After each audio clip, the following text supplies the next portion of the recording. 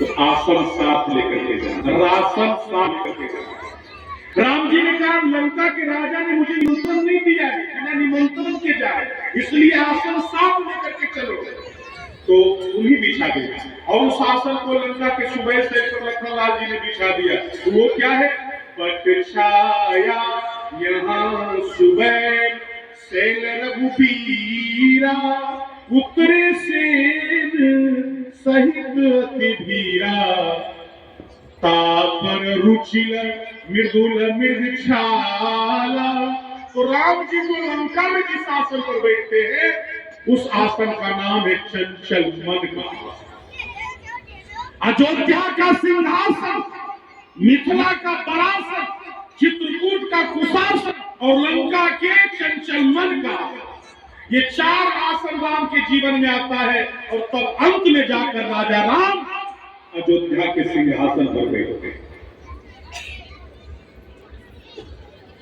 जब दशरथ जी ने बरासन पर राम जी को बैठे देखा जनकपुर में, तो उन्होंने कल्पना किया कि लगता राम को सिंहासन पर बैठने का अवसर आ गया, लेकिन नहीं, बरासन पर बैठने के बाद सिंहासन पर नहीं बैठना चाहिए।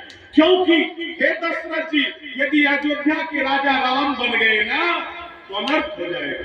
क्योंकि विश्व में दो सिंहासन, एक पर दशकंधर रावण बैठा हुआ है और एक पर राम। वो रामराज नहीं है, रामराज तो तब होगा ना जब रावण का सिंहासन मिटे और राम का सिंहासन बने, वो राम।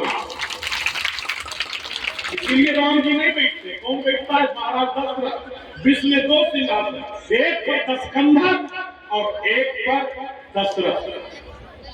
अयोध्या धर्म का आसन, मिथिला ज्ञान का आसन, चित्रकूट भक्ति का आसन और लंका अहंकार का आसन।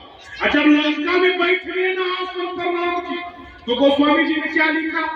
धन्य तिनर यही ध्यान जय रहत सदा लैलीन। वे प्राणी धन्य हैं जो भगवान के इस रूप में डूबे रहते हैं। तो राम जी ने तुलसीदास जी से पूछा, तुलसीदास जी आपने अयोध्या के बारे में नहीं लिखा, मिथिला के बारे में नहीं लिखा, चित्रकूट के बारे में नहीं लिखा, लंका के रूप में भी सबसे ज्यादा सुंदर लगा कि आपने लिख दिया कि धन वो पुरुष है जो भगवान के स्वरूप का ध्यान करता। क्या आकर्षण आपको लगा लंका के रूप में? तो तुलसीदास जी ने कल में कहा, सरकार यदि कोई अयोध्या के रूप में आपको हृदय में लाना चाहे तो पहले हृदय को अयोध्या बनाना पड़े, तब आप आएंगे। और यदि कोई दुल्हे के रूप में आपको हृदय में लाना चाहे तो पहले मिथिला जैसे रस की सृष्टि करनी होगी, तब आप आएंगे।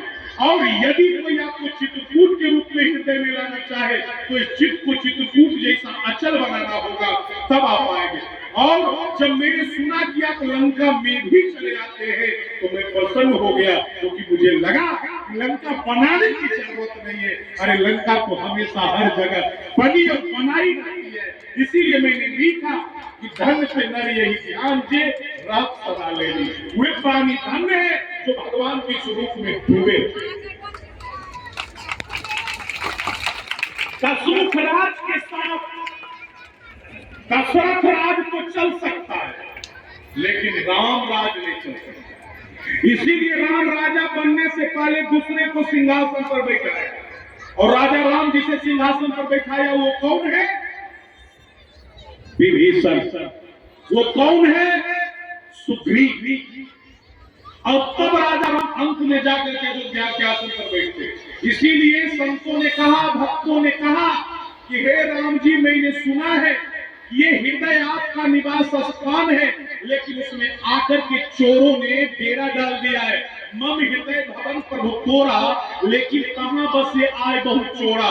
तो राम जी ने हंस करके कहा, तू मेरा भक्त है ना, तो हृदय से चोर को निकाल करके बाहर करो, इस घर से चोरों को निकाल करके बाहर करो। तो तुलसीदास जी ने कहा, मैं ये कभी तुम्हें तुम्हारा मान ही नहीं कहा। अरे चोर डाकू बहुत संख्या में, हम अकेले हैं, ये हमारा खाना नहीं मानेंगे। तो राम जी ने मजाक में कहा, अरे मेरे घर पर कब्जा किया है, आपको चिंता क्यों होती है?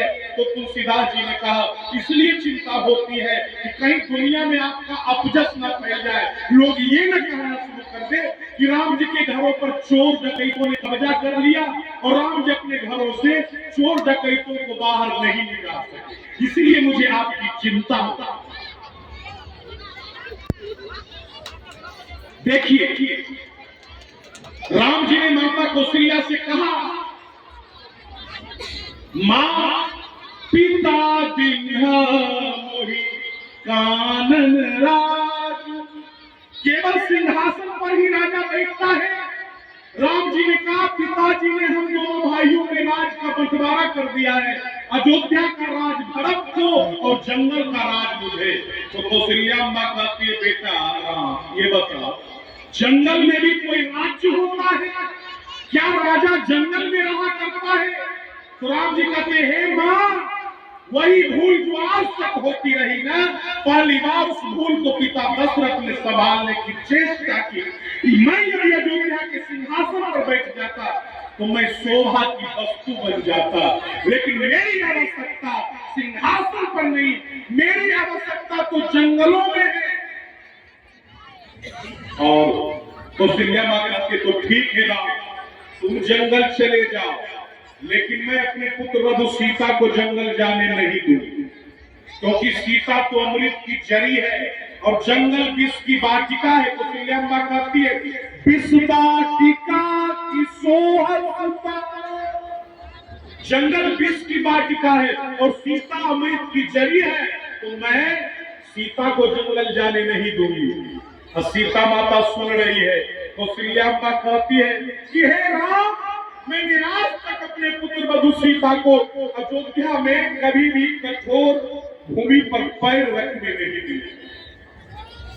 कौशल्या माँ अपने सासू माँ अपने पुत्र वधु को कितना मानती थी, अपना हाथ बढ़ा देती थी। जब सीता महारानी अपना चरण रखती थी ना, तो अयोध्या की कठोर भूमि पर कौशल्या जी ने चरण नहीं पड़ने दिए, अपना हाथ बढ़ा देती थी। उनके हाथ पर सीता जी अपना चरण रखती थी। अभी क्या है, कोई सास ऐसा कर सकती है अपने पुत्र के लिए? वो छोड़िए, क्या कोई पुत्र वधु अपने सास को मां मान सकती है? तुरंत मोबाइल से हेलो शुरू हो जाता है। सास खराब है, पुत्र खराब है, ननद खराब है, बेटा खराब है, भैंसुर खराब है, देव खराब है। रामायण जी में कोई पूजा नहीं आता है, कोई पूजा नहीं आता है, तो घर में रामचरितमानस रख लेना और केवल शाम के समय घी का दीपक दिखा देना। घर में किसी चीज की कमी नहीं रहेगी, किसी चीज की कमी नहीं रहेगी। घर में रामचरितमानस ला करके रख देना और शाम के समय घी का दीपक जलाना, भगवान सब कुछ पूरा करेंगे। ये मानस का चमत्कार है, सब कुछ सही हो जाएगा। तो सीता माता कहती है कौशल्या अम्मा राम से, पालक पीठा तज दही डूरा सीन दिन्हा पग अवनी कठोरा। मैं जानकी को गोद में उठा लेती थी यदि कहीं जाना होता। हाय रे रघुवंश की मर्यादा, वो जानकी जंगल के पथरीली भूमि पर कैसे चलेगी राम? कंकरीली भूमि पर कैसे चलेगी राम? तो क्या कौशल्या अम्मा ये कहना चाहती है, जो गरीब है वही कष्ट उठावे, जो दीनहीन है वही कष्ट उठावे, और जो राजा लोग हैं वही सुख में रहे? सीता महारानी सब सुन रही। सीता माता कल जोड़ के कहती है, माता जी माफ करना मुझे, अभी आपसे कुछ करना चाहती हूँ। तो सीता माता कहते, अभी जो आपने कहा ना कि सीता जो है वो अमृत की जड़ी है और इसकी शोभा अमृत की वाटिका में होगी, ठीक नहीं है।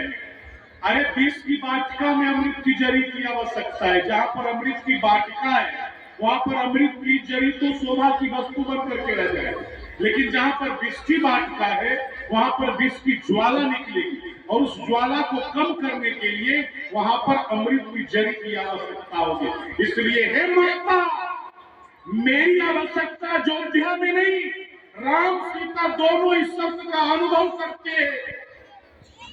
दोनों इस बात का अनुभव करते कि ये वन यात्रा जो है ये माता पिता का आदेश नहीं है, ये वन यात्रा 14 वर्षों का वनवास नहीं है, ये वन यात्रा एक नए राम राज का निर्माण है। लेकिन दशरथ राज कहां समाप्त और राम राज कहां प्रारंभ हुआ? जब गंगा के तट पर राम जी रथ से उतर गए न सुमंत जी के रथ से, तो राम जी ने कहा, सुमंत जी को पिता के समान मानते थे, राम जी ने कहा है सुमंत जी अब आप यहाँ से चले जाइए, अब दशरथ राज समाप्त होने वाला। वो जो गंगा जी है ना वही बॉर्डर है, दशरथ राज इधर और